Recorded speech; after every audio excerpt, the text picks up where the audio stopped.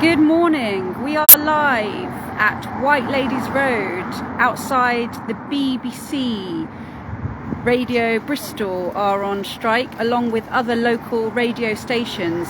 They also have TV presenters and other colleagues at the BBC supporting their strike. And we do also have the National Union of Journalists Bristol branch out today supporting this picket line. This is a 24-hour strike in a bid to save local radio, which is facing massive cuts. We're going to hear from some of them in a minute about this. These workers are out on strike today alongside many others. There are about 1,000 workers today from the BBC out on strike. It's said to be the biggest day of strike action so far this year. We have teachers who are on a 48-hour strike starting today as part of the 4 days of national action that they are taking over pay. We also have junior doctors out on strike as well, picketing the hospitals today in Bristol. And we also have civil servants out on strike and tube drivers in part of a national, many picket lines going on across the country today on budget day. So these are workers from BBC Radio and also some TV presenters for Points West, as you can see. Keep radio local, keep radio local, keep radio local, keep radio local, keep radio local, keep radio local, keep radio local. As you can see, the main message today is to keep radio local. Keep radio local, keep. Hello. Hi, so we're going to go to the local union rep at the BBC. Can you introduce yourself and tell you why you're out here today? So I'm Matthew Hill. I'm the NUJ Farville Chapel for Television Points West, Digital and Radio Bristol. And I'm here today in solidarity with my colleagues who are all walked out for 24 hours in protest over the BBC's plans to axe a radio in the afternoon, so basically have non-local radio in the afternoon, get rid of well-known and well-loved presenters who are all competing for their jobs, including Steve Yabsley there, who's a fantastic radio presenter. So he's had to have a board for his job last week. He doesn't know if he's going to get it. They're all competing for their jobs. Can you say his name again? Because people don't always know the faces with radio. Steve Yabsley. No, I'm saying the faces. Steve Yabsley is our most, what's the word, cryptic. Very popular amongst the older people. Yeah, exactly. And that is the point. It's older people who are going to suffer as a result of this, because a lot of them are not necessarily digital. So what the BBC are doing is they're not saving money. They're simply redeploying radio staff onto the digital shifts, which we already do an excellent digital offering anyway, but they plan to boost digital. Digital first is the slogan basically, but it will be at the expense of a service, local radio, which is unique. It's a speech-based local radio services with local presenters who are loved by their audience, and their audience is a really important audience. It's people who don't necessarily go on Twitter all the time, maybe not able to access online, but people who are, for instance, throughout the pandemic, it was a lifeline for many people about understanding what the latest regulations were, understanding in terrible weather conditions when we have snow, making a really local help to people, where people have literally had food packages delivered to them off the back of local radio providing their service. So it's basically the afternoons onwards and weekends, they're getting rid of their local presenters and they're going to have a pan-regional presenter, not necessarily from Bristol, for instance. And they're also cutting the BBC Introducing significantly, which is a service to encourage new music. So that is going to be cut significantly. And why? It's just to super serve digital first.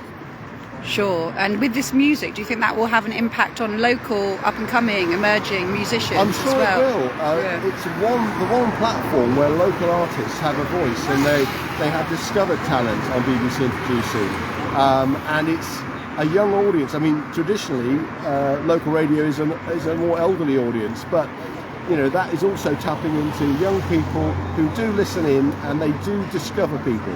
And so while it's not disappearing altogether, it will not be the same service as it's been in the past. So we're looking at job losses across the country. Potentially across the country, about over 45, but 840 people in local radio were told that their job was at risk. So that's why we've got this current sort of competition going on and people have been asked to submit, people who've been presenting for 20 years have been asked to submit a show reel of their, radio moments, as it were. They're having to resubmit it. I'm told by some people that they don't think that they've even been listened to in some cases. But the action is taking Points West off air today. Yeah. So I've just heard that the news, due to industrial action, there will be no Points West on BBC One today at 1:30 p.m, 6:30 p.m, and 10:30 p.m. These programmes will be replaced with BBC News, and our breakfast bulletins tomorrow will be provided by our team in Salford. There will also be changes to local radio schedules. BBC has just announced on their Twitter feed. So we can see already that this strike is having an impact already.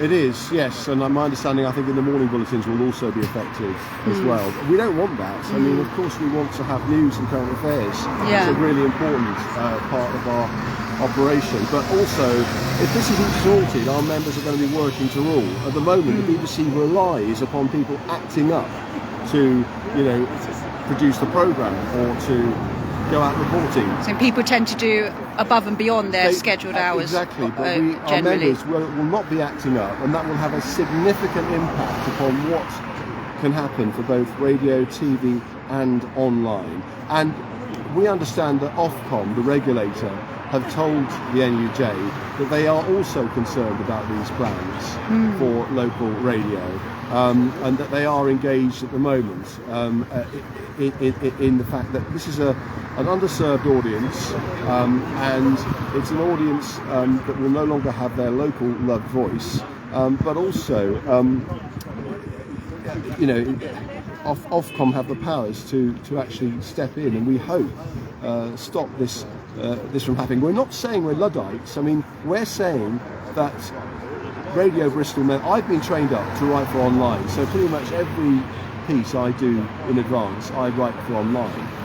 And that's what my members at Radio Bristol are more than happy to do. So they're more than happy to, because they acknowledge the importance of a digital platform and digital output. This is not having a go at digital. This is simply saying enough is enough. We've got to maintain our local radio audience, our unique service that no one else does. Everyone else seems to be kind of music-based, but it's the speech-based local voices that we do not want to lose in the afternoons and at weekends, as well as BBC Introducing. Yeah, brilliant. All right, thank you very much. Okay, so we'll just have a look. We're going to go on to the picket line here. As you just heard, BBC workers are out on strike actually across the country to save local radio. There's about 1,000 people out today from the BBC. We've got some well-known presenters out on the picket line today. Hello. What's your show called then that you do? I'm John Darville. I do normally weekday mornings.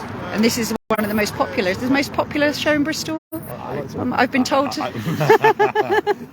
Some might say that. Yeah. But I'm not doing it today. No, you're out on strike along with your my life. So this is serious. And you've been working for the BBC for a long time, have you yourself? Approaching 20 years. Sure. Approaching 20 years. But this is important because this is about local accountability, local journalism, all local journalism, including you. Because if they cut local radio and invest in online, that will potentially harm other journalistic outlets. And journalism needs to be broad, it needs to be challenging, it needs to be you and this 24/7.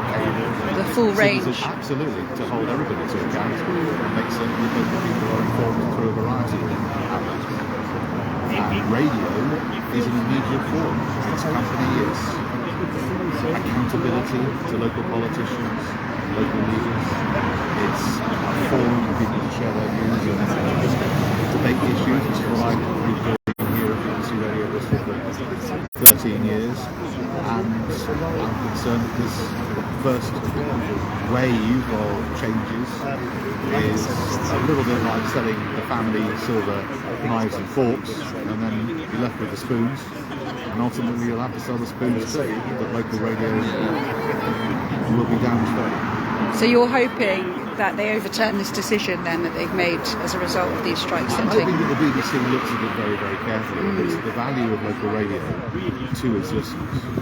That it gives local radio the clarity and the support that it needs, and that the listeners who enjoy, we're talking about millions who listen to local radio across the country, they value it, and it's important to them. It's important to local democracy, it's important to accountability, and it doesn't cost a lot of money. For many people, local radio is what the BBC is to them. It's a close relationship that you don't get in commercial local radio or even national local radio. You are the closest to the audience you can possibly be. Sure, and it's just a tiny portion of the licence fee that goes towards it, I believe. Yeah. Pennies. It is pennies. So it's not a big amount of money. Tough decisions need to be made. I completely agree with that, within what the BBC is having to deal with licence fees and how the government is treating the BBC. Set of governments those licence fees. This is a cut that affects listeners, accountability, journalism, across all media, including print and online. And once you've done it, you'll never go back. Yes, thank you. As you can see, we have the Bristol NUJ, National Union of Journalists branch, out here today as well, supporting the striking workers from the BBC. Let's see if we can talk to some of the people from the NUJ. So you work for the National Union of Journalists, is that right? Or you're... Yes, my name's Andy Smith, and I'm a full-time organiser for the NUJ, working out of London, but down here in Bristol today. So you're kind of, because this is obviously, we're looking at this from a local level, but this is something that's impacting the BBC across the country. And we've heard today as well that there has been criticism, general criticism from the National Union of Journalists about the BBC and their conduct. Obviously, there's been stuff in the news recently over the controversy over Gary Lineker and his comments. Yes, I mean, I think there was a lot of anger that was handled very badly from a management point of view, that it needn't have been the huge problem that it became, and it detracted from the important debate about the message that Gary Lineker was actually trying to highlight. But hopefully that's behind us, though there are obviously work to be done on impartiality. But today it's about BBC Local. I think we're looking at 1,000 members on strike for 24 hours across England, and it's essentially to highlight that local radio budgets shouldn't be raided in order to fund other work within the BBC, that it's about priorities, and local radio obviously serves a very particular community and deserves to serve that community properly. So that's the main point today. Yeah, sure. All right, thank you. That's great. Okay. If you've just joined us, we are here today on White Ladies Road, just outside BBC Bristol offices, and as you can see, we have a picket line here. We have a strike, and these are workers not just from BBC Radio, but also joined by colleagues, BBC Points West colleagues as well, who are out in solidarity to support the workers from the local radio. station. They are also joined by colleagues across the country who are on strike because of cuts to services to local radio, which will result in redundancies. Some of these workers here with the BBC, they've been with the BBC for 20 years doing this job, and now they're having to compete for the jobs, and a lot of the broadcasting service that currently runs on BBC Radio is set to be cut in favour of a digital strategy. So that's why they're here today. They're here on a 24-hour strike. Started 11 a.m. this morning, and it will continue on until 11 p.m. this evening. And then following the end of this 24-hour strike, they will be doing what you call work to rule. So work to rule, it just means that you do your set hours and you don't go beyond that, because like in a lot of workplaces, they end up sort of doing more, really, working outside the normal working hours in order to get the job done. They won't be doing that over the work to rule period.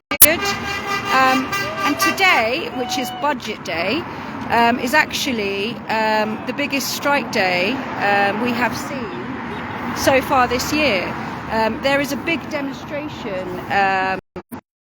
today ahead of the budget announcement that is due to take place at 12. It's 12 or 12:30 from Rishi Sunak, the Prime Minister.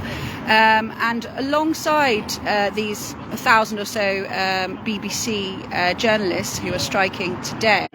Oh, sorry, we're back. Sorry, I've just cut out for a second there. I don't know what happened. As I was saying, we also have junior doctors out on strike today. On the third day of their 72-hour strike. We also have teachers who are out on strike today and tomorrow, so it's a 48-hour strike, include the 4 days of strike action that teachers have been taking across England.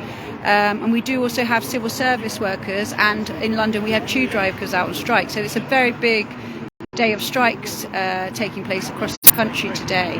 But this is the first strike from the BBC. It's 24 hours. BBC Points West, we heard earlier, is not showing today. It's having an impact. Some of the journalists here have been working for the BBC for 20 years, and it's the first time that they have ever gone on strike in 20 years. So it is quite a big deal. And this comes as... I'm going to finish there now. Thanks for listening.